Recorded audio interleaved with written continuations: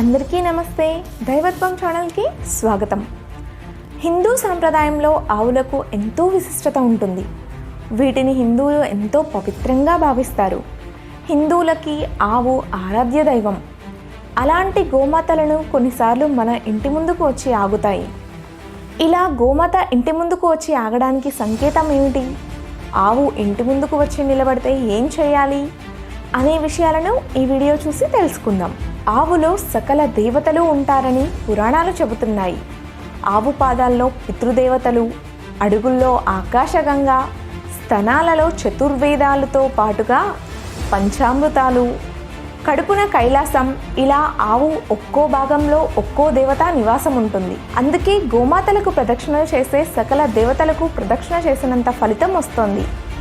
ఆవు కొమ్ముల మూలాలలో బ్రహ్మ విష్ణువులు నివసిస్తారు. అగ్రభాగమున తీర్థస్థానంలో స్థావర జంగములు అలరారి ఉన్నాయి. శిరస్సుకు మధ్య భాగమున శంకరుని గేహబిగు అంగాలలో చతుర్దశ భవనాలు ఇమిడి ఉన్నాయని అథర్వణ వేదం చెబుతోంది.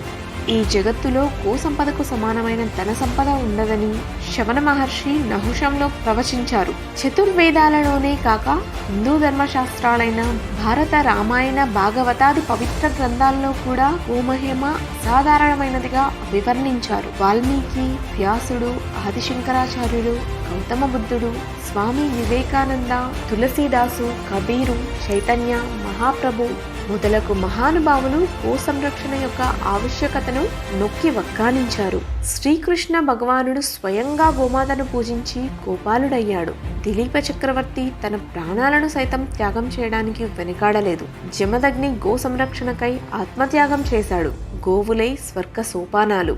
ఆవు ఇంటి ముందు నిల్చుంటే సకల దేవానుదేవులు ఇంటి ముందు వచ్చి నిల్చున్నట్లే. దీనికి ఒక పురాణం కూడా ఉంది.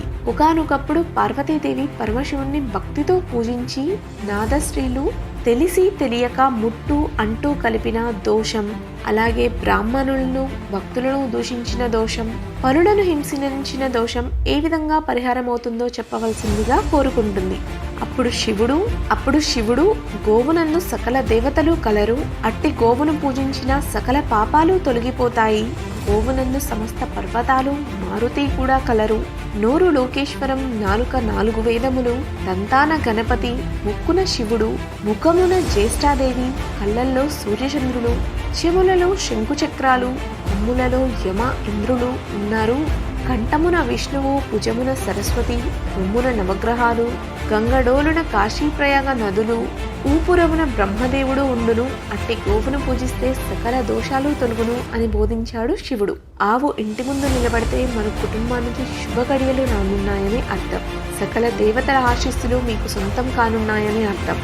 ఆ రోజు శుభవార్తలు వింటారని అర్థం. అలా ఆవు ఇంటి ముందు వచ్చి నిలిచినప్పుడు ముందుగా పూజించాలి. గోవుకు తృప్తిగా మేత, శనగలు, బెల్లం పెడితే సమస్త దేవతలే తృప్తి పడతారు.